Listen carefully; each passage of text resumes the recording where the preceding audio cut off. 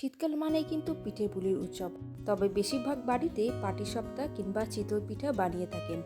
তবে আজ আমি বানাবো একদম নরম তুলতুলে আর রসালো গোকুল পিঠে। আর রেসিপিটা শুরু করার আগে লাইক ও সাবস্ক্রাইব বাটনটা অবশ্যই প্রেস করে দেবেন। পিঠে তৈরি করার জন্য প্রথমে নারকেল কুড়িয়ে নেব। প্রথমে পুর বানানোর জন্য নিয়ে নেব 1 কাপের মতো খোয়া ক্ষীর, আর নিয়ে নেব হচ্ছে 1 কাপের মতো খেজুর গুড়, আর 1.5 কাপের মতো নারকেল কোড়া। প্রথমে পুরটাকে বানিয়ে নেব। কড়াইতে দিয়ে দেবো 1/2 কাপের মতো জল, আর দিয়ে দেবো খেজুর গুড়। আর গুড়টা যখনই গুলে আসবে তখনই দিয়ে দেবো নারকেল কোড়া। এরপর দিয়ে দেবো খোয়া ক্ষীর। এরপর ভালো করে মিক্স করে নেব।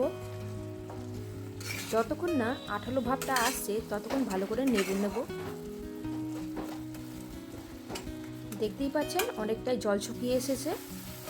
যখন দেখবেন নারকেল এবং খোয়া ক্ষীরের এই মণ্ড কড়াই ছেড়ে দিচ্ছে তখনই বুঝে নিতে হবে এই পুরটা একদম রেডি হয়ে গেছে। এরপর বানিয়ে নেব খেজুর গুড়ের শিরা, আর 1 বাটি দিয়ে দেব খেজুর গুড়। এই রসটা বানানোর সময় খেয়াল রাখতে হবে যাতে কোনো তার তৈরি না হয়। সামান্য চিটচিট হলেই তাহলে বুঝতে পারবেন যে রসটা একদমই রেডি হয়ে গেছে। রসটা তৈরি হয়ে গেলেই একটা বাটির মধ্যে নিয়ে সাইডে রেখে দেব। এরপর একটা গোলা বানিয়ে নেব। এর জন্য নিয়েছি 1.5 কাপের মতো চালের গুঁড়ো, আর 1/2 কাপের মতো ময়দা,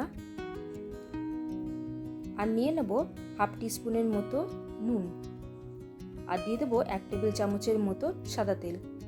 প্রথমে সব কিছু ভালো করে মিক্স করে নেব,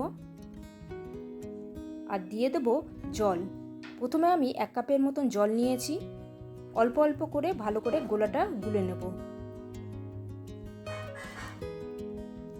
এখানে কিন্তু টোটাল আমার 1.5 কাপের মতন জল লেগেছে।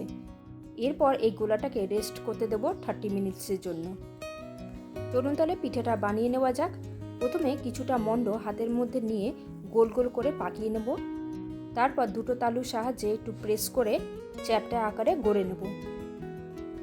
আর আপনাদের কাছে একটাই রিকোয়েস্ট, আমাদের রান্না যদি আপনাদের ভালো লাগে তবে ডলিস রেসিপি চ্যানেলটি অবশ্যই সাবস্ক্রাইব করে নেবেন। ঠিক একই পদ্ধতিতে সমস্ত মণ্ডগুলোকে এইভাবে চ্যাপ্টা আকারে গড়ে নেব। গোকুল পিঠে কিন্তু দুটি পদ্ধতিতে হয়ে থাকে। এইটি একটি পদ্ধতি, আর একটি পদ্ধতিতে করে দেখাবো আমাদের পরবর্তী রান্নাতে। আচ্ছা, পিঠের জন্য এগুলো রেডি হয়ে গেছে।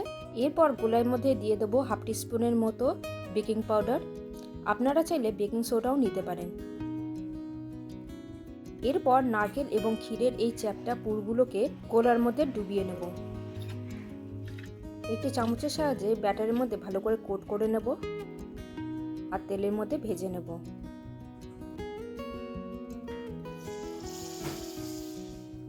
পিঠেগুলোকে এপিট ওপিট করে ভালো করে ভেজে নেব।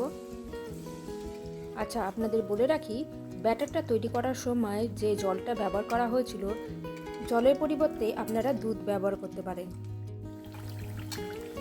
যখন এরকম লাল লাল করে ভাজা হয়ে যাবে পিঠেগুলোকে তুলে নেব।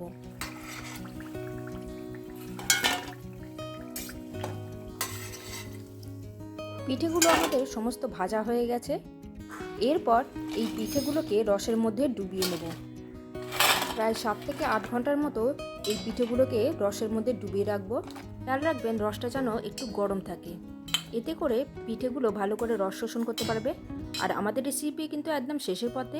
আমাদের রেসিপি যদি আপনাদের ভালো লাগে তবে ডলিস রেসিপি চ্যানেলটি অবশ্যই সাবস্ক্রাইব করে নেবেন। আজকের মতো আসি, তাহলে দেখা হচ্ছে পরবর্তী রান্নাতে।